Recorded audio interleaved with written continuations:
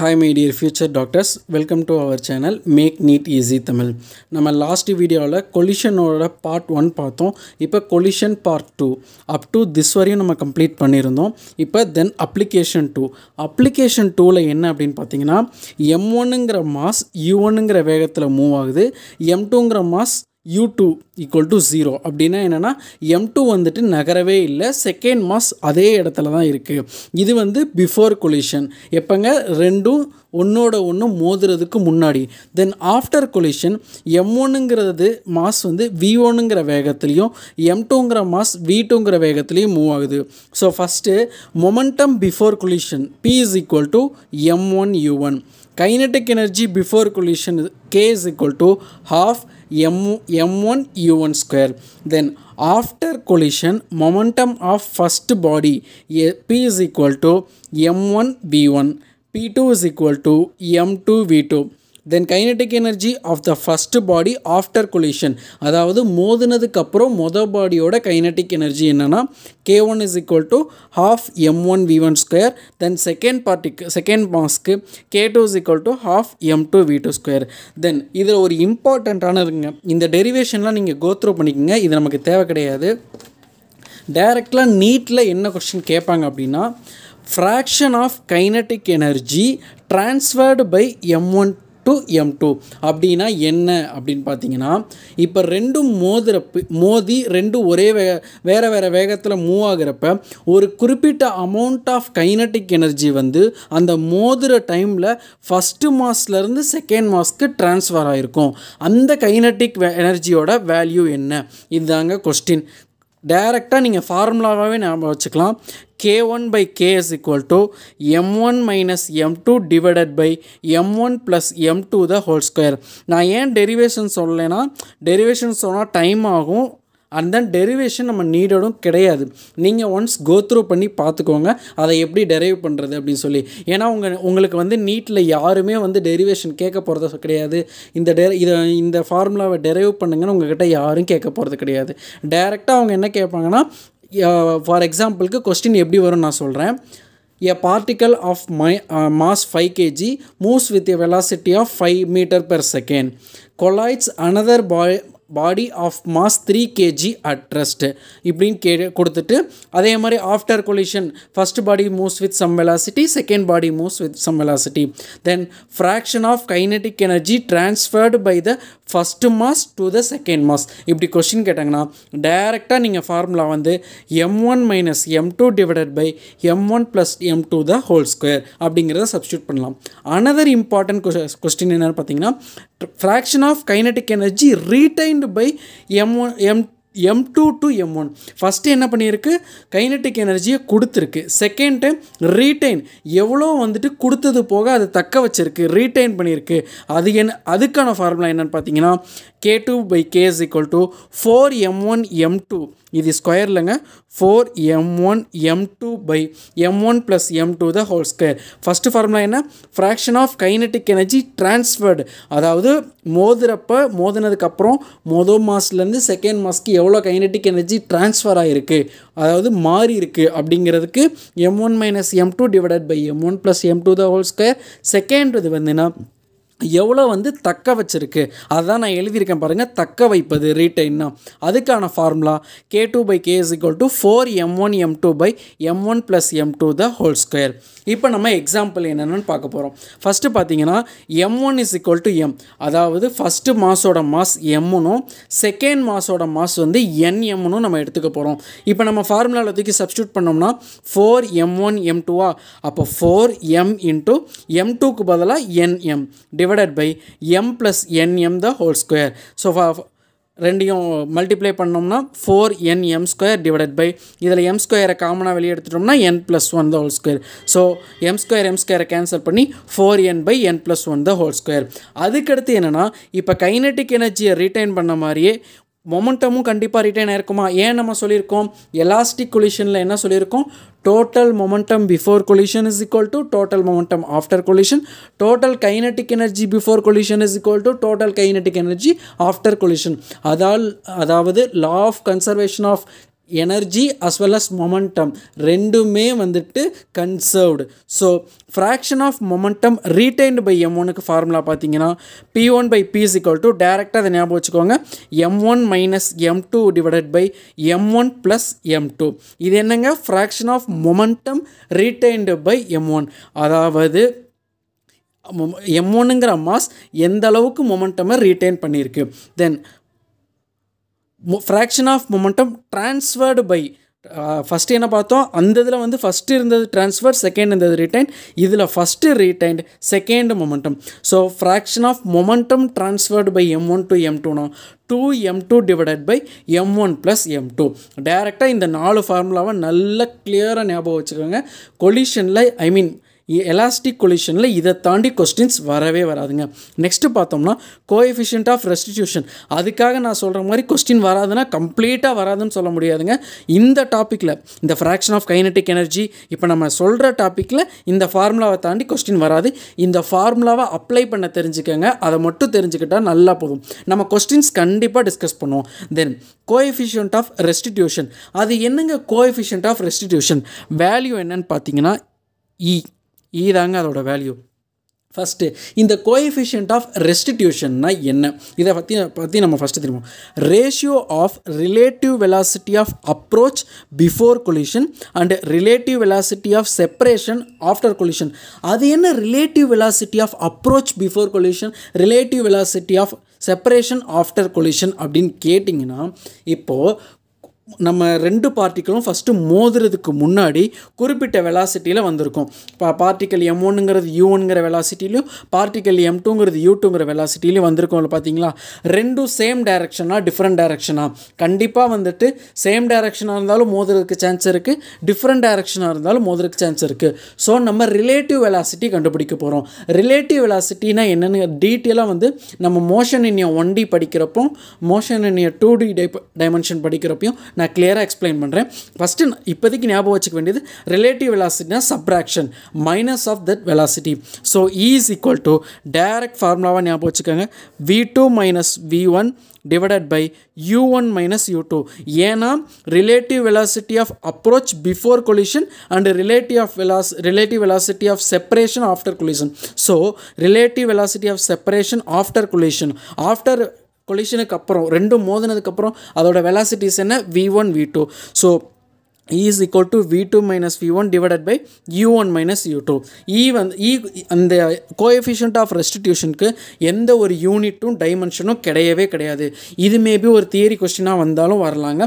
Next வந்து depends எதை பொறுத்து வந்துட்டு இந்த கோஎஃபிஷியன்ட் ஆஃப் ரெஸ்டிடியூஷன் மாறும் அப்படிங்கிறத நல்லா தெளிவாக பார்த்துக்கோங்க. இந்த ஃபார்முலாவை வச்சு உங்களுக்கு தியரி கொஸ்டின் வந்து directly proportional to the velocity அப்படின்னு கேட்டாங்கன்னா நீங்கள் அந்த ஆப்ஷனை சூஸ் பண்ணக்கூடாது. நமக்கு ஃபார்முலா ஞாபகம் இருக்குது, is equal to v2 minus v1 divided by u1 minus u2. So வெலாசிட்டிக்கு டைரக்ட்லி ப்ரொபோர்ஷனல் தானே, அப்படி நினச்சிங்கன்னா கண்டிப்பாக அது தப்புங்க. மெயின் பாயிண்ட் ஞாபகம் வச்சுக்கோங்க. depends upon nature of material of body மட்டும்தான் and it is independent of masses and velocity. அது என்ன அப்படின்னா, எந்த பார்ட்டிக்கல் நம்ம யூஸ் பண்ணுறோமோ, ரெண்டு பாலாக இருக்கட்டும் இல்லை ரெண்டு பர்சன்ஸாக இருக்கட்டும், அவங்க அந்த பாடியோட அந்த மெட்டீரியலோட நேச்சரை பொறுத்து மட்டும்தான் வந்து அந்த நேச்சருக்கு மட்டும்தான் டிபெண்ட் ஆகுமே தவிர வெலாசிட்டியோடையோ மாஸோடையோ டிபெண்ட் ஆகாதோ. நல்லா ஞாபகம் வச்சுக்கோங்க. இது தியரி கொஸ்டினாக மேபி வந்தால் ஆர்வத்தில் ஃபார்முலாவில் இருக்கனால டைரக்ட்லி ப்ரொபோர்ஷனல் இன்வெர்ஸ்லி ப்ரொபோர்ஷனல்னு போட்டுறாதீங்க. Depends upon nature of material of body தாங்க and it is independent of masses and velocity of body. And then for perfectly elastic collision வந்து இஸ் ஈக்குவல் டு 1. அது என்ன பெர்ஃபெக்ட்லி எலாஸ்டிக் கொலிஷன்னா நம்ம இவ்வளோ நேரம் பார்த்துட்டு இருந்தோம் எல்லாத்துக்குமே. For perfectly elastic collision is equal to 1. and then for perfectly inelastic collision or plastic அதுக்கு பார்த்தீங்கன்னா value is equal to 0. என்னங்க, for perfectly elastic collision is equal to 1, for perfectly inelastic collision is equal to 0. inelasticனாலும் plasticனாலும் ஒன்று தாங்க. அதுக்கு அடுத்து என்னென்னா for semi elastic collisionக்கு என்ன, for perfectly elasticனா 1, for பெர்ஃபெக்ட்லி இன்எலாஸ்டிக்னா 0, செமி எலாஸ்டிக்னா அந்த ஈயோட வேல்யூ வந்துட்டு 0லேருந்து 1க்குள்ளே இருக்குங்க. 0 lesser than or E lesser than or equal to 1. So for semi-elastic collision, E value must lies between 0 and 1. அதுக்கடுத்து E in terms of height. இது என்னங்க E in terms of height? இப்போ நம்ம coefficient of restitution சொல்லிட்டோம். அது எப்படின்னா அது என்னோட டெஃபினிஷன் கேட்டால் relative approach of velocity after collision to before கொலிஷன்னு சொல்லிட்டோம். இந்த ஈயை நம்ம வேறு என்னென்ன விதத்தில் நம்ம எழுதலாம் அப்படின்னு பார்த்தீங்கன்னா E in terms of height. For example இது ஒரு ஸ்டெம்பர் பாலுங்க. இப்போ நம்ம ஸ்டெம்பர் பாலை இவ்வளோ ஒரு குறிப்பிட்ட ஹைட்லேருந்து மேலேருந்து இப்படி கீழே போடுறோம். அதே இப்போ நம்ம போட்ட அளவுக்கே ஹைட்டுக்கு ஸ்டெம்பர் பால் திரும்ப மேலே வருமா? கண்டிப்பாக வராதில்ல, கொஞ்சம் ஹைட்டு கம்மியாக தான் வரும். ஸோ இதை நம்ம கிரிக்கெட் பால்னு நினச்சிக்கோம். ஒரு ஹைட் H1ல் கீழே போடுறோம், சம் ஹைட்டில் அது திருப்பி பவுன்ஸ் ஆகி வருது. ஸோ அந்த மாதிரி கொஸ்டினில் இப்போ for example a ball is thrown vertically a ball is thrown downwards with some height from some height and it rebounds back with some height. இந்த மாதிரி கொஸ்டின் கேட்குறாங்கன்னா E is equal to root of H2 by H1 டைரெக்டாக இந்த formula நீங்கள் apply பண்ணிக்கலாம். E is equal to என்னங்க root of H2 by H1. இது எதுக்குங்க? ஒரு பார்ட்டிக்கல், ஒரு எலாஸ்டிக் பார்ட்டிக்கலை மேலேருந்து கீழே போட்டோன்னு ஒரு குறிப்பிட்ட அமௌண்ட் வந்து ரீபவுன்ஸ் ஆகுது. அந்த டைமில் E is equal to H2 by H1. அதுக்கடுத்து ஃபார் பெர்ஃபெக்ட்லி எலாஸ்டிக் கொலிஷன் நம்ம என்ன சொல்லியிருக்கோம்? E is equal to 1ன்னு சொல்லியிருக்கோமா? ஸோ இந்த 1 E இருக்க இடத்துல 1 சப்ஸ்டியூட் பண்ணோன்னா 1 தென் ஸ்கொயர் ரூட் எடுத்தோம்னா root of H2 by H1 is equal to 1. Squaring on both side H1 equal to H2. இது எதுக்குங்க? ஃபார் பெர்ஃபெக்ட்லி எலாஸ்டிக் கொலிஷனாக இருந்தால் நீங்கள் என்ன ஹைட்லேருந்து பால் போட்டிங்களோ அதே அளவுக்கு பால் ரீபவுன்ஸ் ஆகி மேலே வரும். தென் ஃபார் பெர்ஃபெக்ட்லி இன்எலாஸ்டிக் கொலிஷனுக்கு E is equal to 0. அப்போ ஸ்கொயரிங் பண்ணிட்டா இந்த H1 இங்கிட்டு போகிறப்ப 0 ஆயிரும். So H2 is equal to 0. அப்படின்னா என்ன அர்த்தம்னா for perfectly inelastic collision or plastic அப்படின்னா ஒரு பிளாஸ்டிக் பாலை மேலே ஒரு பிளாஸ்டிக்கை ஒரு ஃபார் எக்ஸாம்பிளுக்கு ஏதோ ஒரு பிளாஸ்டிக் நீங்கள் எடுக்கிறீங்க, ஒரு பாக்ஸ் எடுக்கிறீங்க, ஒரு டப்பா எடுக்கிறீங்க, ஏதோ ஒன்று. ஃபார் எக்ஸாம்பிளுக்கு நான் இதை எடுக்கிறேன். இது ஒரு பிளாஸ்டிக் பாக்ஸ். இதை அப்படி கீழே போட்டால் இது பவுன்ஸ் ஆகுமா? ஆகாதுங்களே. So for perfectly inelastic collision E is equal to 0, therefore H is equal to 0. Then for semi elastic கொலிஷனுக்கு நம்ம என்ன பண்ண போகிறோம் அப்படின்னு பார்த்தீங்கன்னா for semi elastic collision E square is equal to H2 by H1. ஏன் அப்படின்னு நம்ம அப்படி சொல்கிறோம் அப்படின்னா E வேல்யூ என்ன சொன்னோம்? 0க்கும் 1க்கும் நடுவில் தான் இருக்கும். ஸோ இதை இன் டேர்ம்ஸ் ஆஃப் நம்ம வந்துட்டு ஆல்ஃபபெட்டிக்கலில் சொல்கிறோன்னா H2 is equal to ஒரு நிமிஷம் E is equal to root of H2 by H1. இப்போ நம்ம ஸ்கொயரிங் எடுத்தோன்னா E square is equal to H2 by H1, H2 is equal to H1 cross multiply பண்ணிட்டோன்னா H1 into E square. இதில் நமக்கு என்ன தெரியுது? H2 less than H1. இதான் நம்ம ஃபஸ்ட்டே சொன்னோம்ல பார்த்தீங்களா, நம்ம போட்ட ஹைட்டை விட குறிப்பிட்ட அளவு ஹைட்டு கம்மியாக தான் அது ரீபவுன்ஸ் ஆகிருக்கும். நெக்ஸ்ட் என்னென்னு பார்த்தீங்கன்னா kinetic energy just second. Kinetic energy retained formula நம்ம அங்கே சொன்னோம்ல அதே ஃபார்முலா தாங்க. m1 minus m2 divided by m1 plus m2 into the whole square. ட்ரான்ஸ்ஃபர்னா same 1 minus kinetic region 4m1 m2 divided by m1 plus m2 the whole square. Then இதில் என்னென்ன application இருக்குது அப்படிங்கிறத இப்போ நம்ம பார்க்க போகிறோம். ஃபஸ்ட் அப்ளிகேஷன் பார்த்தீங்கன்னா a ball of mass m is dropped from height h and it rebounds many times and finally it comes to rest. இந்த கொஸ்டின் என்னென்னு உங்களுக்கு புரியுதுன்னா ஃபஸ்ட் நான் எக்ஸ்பிளைன் பண்ணிடுறேன். ஜஸ்ட் அ செகண்ட்ங்க. இப்போது நல்லா பார்த்துக்குங்க. இது ஒரு ஸ்டெம்பர் பாலுங்க. இதை நம்ம இப்படி கீழே போட்டோம். இது நம்ம கிரவுண்ட் ஓகேங்களா. இந்த ஸ்டெம்பர் பால் என்ன பண்ணுதுன்னா ஃபஸ்ட்டு இப்படி கீழே விழுகுது, திரும்பியும் இப்படி ரீபவுன்ஸ் ஆகுது, அப்புறம் இவ்வளோ ஹைட்டுக்கு, அப்புறம் இப்படி லாஸ்ட்டில் அப்படியே உருண்டுட்டே போய் நின்றுமா.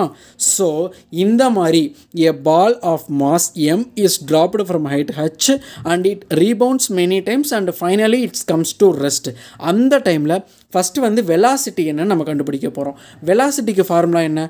நான் மோஷன் இன் 1 dimension வர்றப்போ நான் தெளிவாக உங்களுக்கு அது எல்லாத்தையும் எக்ஸ்பிளைன் பண்ணிடுறேங்க. Don't worry at all. ஓகேவா? v square minus u square is equal to 2as. இந்த ஃபார்முலா எல்லாத்துக்குமே நல்லா தெரிஞ்ச ஃபார்முலாங்க. இந்த இடத்துல எஸ்ஸுங்கிறதுக்கு பதிலாக ஹைட் எடுத்துக்கிறோம், ஏன்னா பார்ட்டிக்கலை மேலேருந்து கீழே போடுறோம்ல. So v square minus u square is equal to 2gh. அசலரேஷனுக்கு பதிலாக அசலரேஷன் டியூ டு கிராவிட்டி. நம்ம பாலை இப்படி மேலே இருந்தால் கீழே போடுறோம். ஸோ இனிஷியலாக அதுக்கு எந்த ஸ்பீடுமே இருக்காது. So initial velocity 0.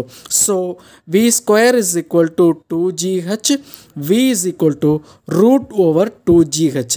இதுதான் basic formula for velocity freely falling பாடிக்கு. ஓகேங்களா?